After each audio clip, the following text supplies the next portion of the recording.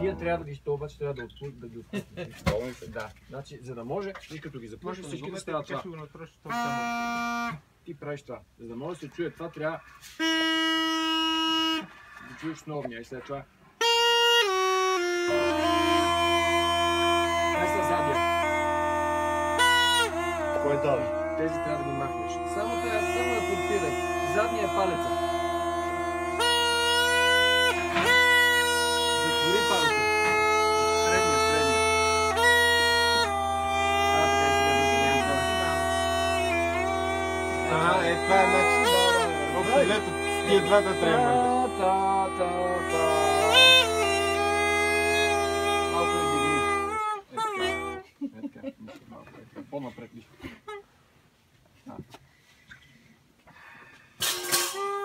Кажи, че ми стана зависи, че Много дишаш. да не припадаш, да свирим с мелодията. Така ще е по-лесно.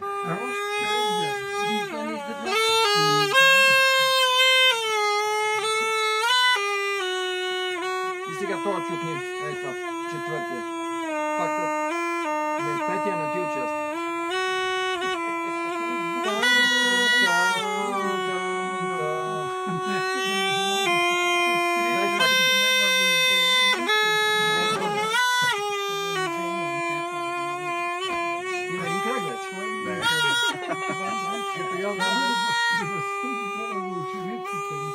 Знаеш какво трябва да става да се упражнява на сухо. Може, но не да.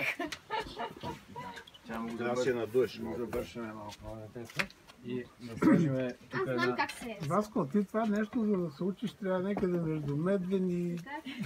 Да няма населено място. Чакай само една тафичка да му сложи. Иначе няма да издържат. Няма страшно, само трябва да е по-далеч. Ами, Хан започна в люли в панелката. На седмия етаж аз се прибирам от да се чуваш. Като видиш конфигурацията, другото е Да правилно. кажат, стига бе, няма ли бе?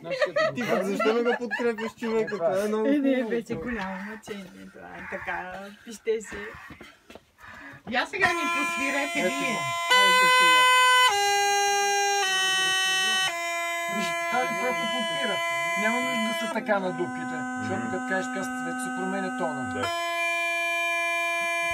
Ти като отвориш тия, той така може да си стои между четвъртия и палец. Безимения.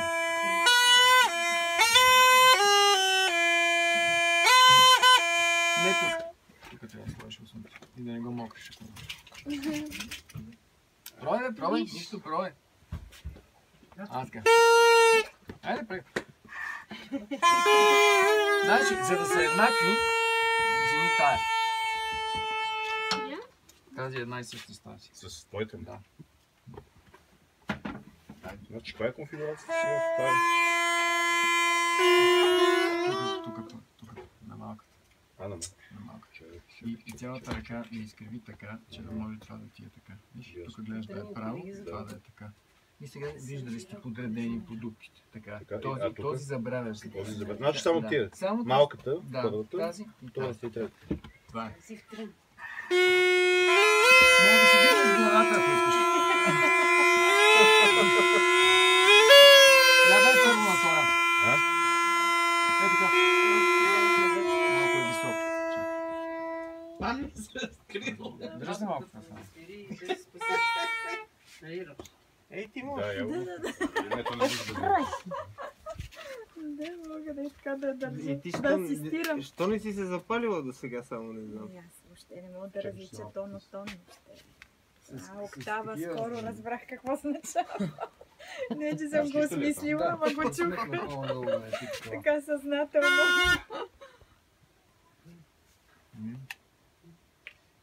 Детето почва на пияно. Мамо, помагай ми. Викам, какво да ти помагам? Аз тук мога първи, втори, трети пръст. Но ти, викам, забрави. Ако ми кажеш предността на пръстите.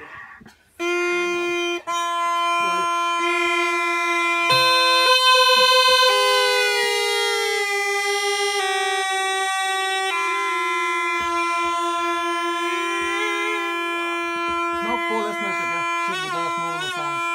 Айде пак.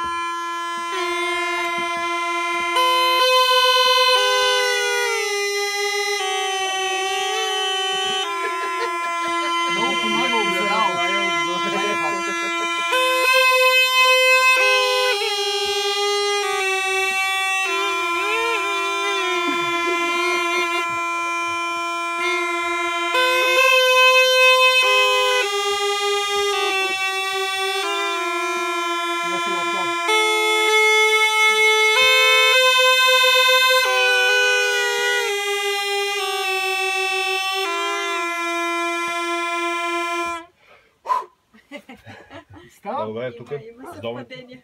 И това сложиш и другата ръка. Айде, стожи. Само, че е така. Виж как си слагам ръката. Виж какво правя с това. Не опирам никъде, само е така го държа. А задния опирам. Но няма значение. Просто така.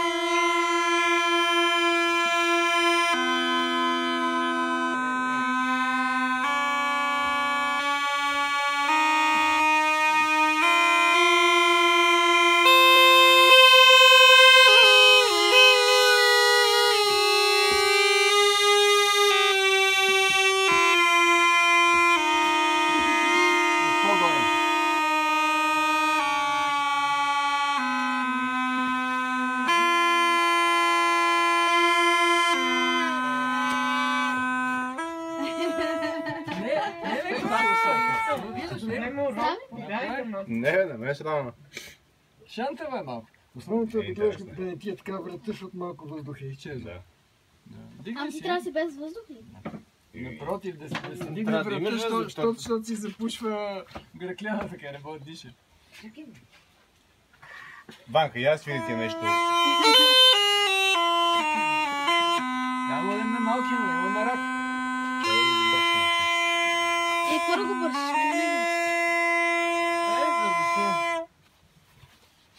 Гледай да не го мокриш. Да не слагаш много слюнка. Да не слагаш. Да. И трябва и тук и хубаво палчето, да е запушило така.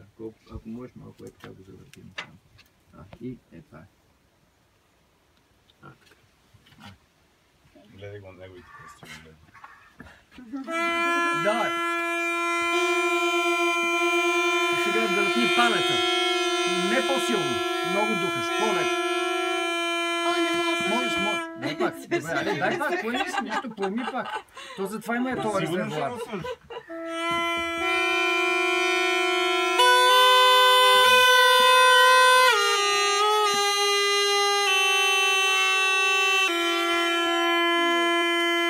Ще стане.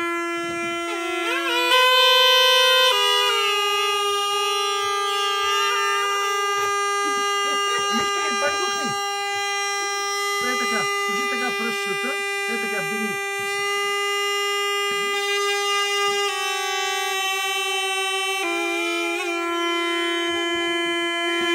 Много помага огледалото. Сега стана. Трио!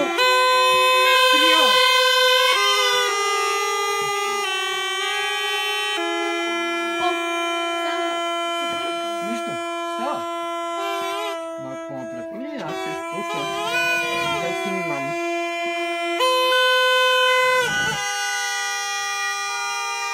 Палецът трябва да е запушен.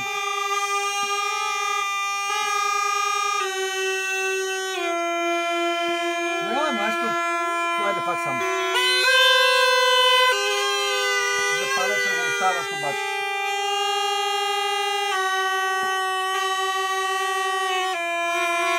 Браво! Вече на финал. Стане. Нищо, това ще го оправя. Това ли е пискуно всъщност? Това е пискуно, да. Ето